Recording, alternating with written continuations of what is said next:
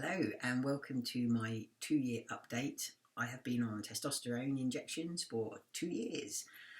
For anyone who is interested in the process and would like to have a rough idea of what to expect, I'm just going to do a very brief overview of my whole transition to date, just to give a rough idea that the 2 years I'm talking about is just the tip of the iceberg. So I'll say very briefly, my doctor's appointment was in December 2012, and that was to ask him to refer me to the GIC. That referral didn't go in until January 2013. My first appointment was until the August 2013. I had to have my name change in September 2013 before the GIC would allow me to go on testosterone. So their next appointment that they could offer me was until April 2014, which is when I started the testosterone and hence my 2-year update. I'm on 3 weekly injections because my trough testosterone level was too low. I feel much better for having it 3 weekly as opposed to 4 weekly, and I hope that will continue in the future. My chest surgery was in September 2015 with Andrew Yellen down at Nuffield Hospital in Brighton, and my radial artery phalloplasty procedure, so the first stage of my lower surgery, was in January 2016 with Dr. Graffer at Highgate Hospital. That's in London. So there, as you can see, there's the first half of my transition so far. It was very slow, very just waiting for appointments, having to be patient, but the second half has just gone ridiculously quick, and a lot has happened in that time. So on to the actual changes, the physical changes. If you compare me now to my first videos, you'll definitely hear that my voice is deeper, my hairline is far higher, don't go too high.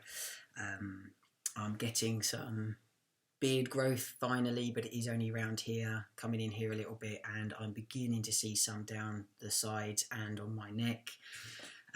My hair growth on my lower half is amazing. It's like I'm two different people. Hardly anything up top, loads down below.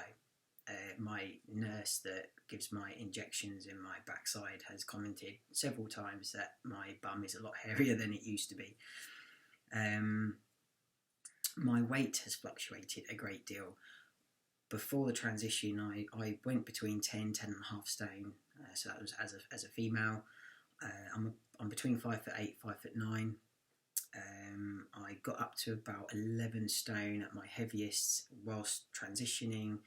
That was in the lead up to my chest surgery. I was working out quite a bit, but since my chest surgery and then my first stage lower surgery being so close together, I've dropped an awful lot of weight, mostly through healthy eating, because I know I've got additional operations to go through, and I'm now 9 stone something. I'm not far off 10 stone, but I haven't been 9 stone something since about 2005.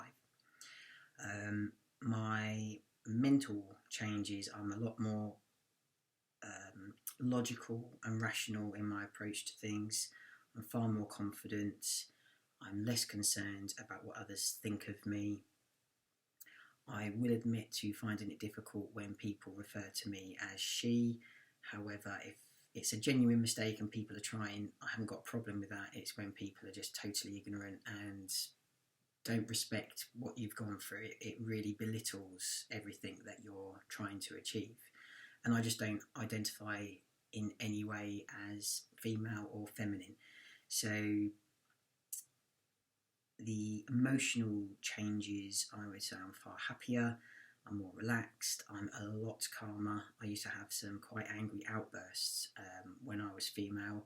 I took the top of my knuckle changing a bike wheel the other day, or bike tyre, and my partner picked up that I didn't even swear, whereas previously I would have had, a barrage of swear words, and the tyre would have gone across the garden and I would have been in a right old huff. And I don't have that frustration and anger inside of me anymore, because I'm finally being true to myself. Okay, so I'll show you my chest now, because that happened, my chest surgery was in September, it's now April, and as you can see, Still quite vivid. This is a little spot here, but I'm going to blame the testosterone for that. I'm getting sensation back in my nipples. It's still not 100% yet, but it's better than what it was. I'm really pleased with it. The scars come around quite far, especially on this side, but I think that's looking pretty good and I'm really pleased with it. And then just pop this back on. My arm, if you can see, let's have a look. It's really quite hairy, so as my work colleagues like to point out, that's my hairy bum on my arm, and compared to this arm, you know, there's quite a big difference. But for a few months, I'm really impressed with how well that's healing. Still looking a bit angry, but it's such early days. This was always quite a difficult patch, but the scabbing has finally gone, and it's yeah, just a healing process to go now. I've been putting bio oil and cream on it, the same for my chest, although sometimes I do forget that. Right, so I have, in the future now, I have 2 more operations to go.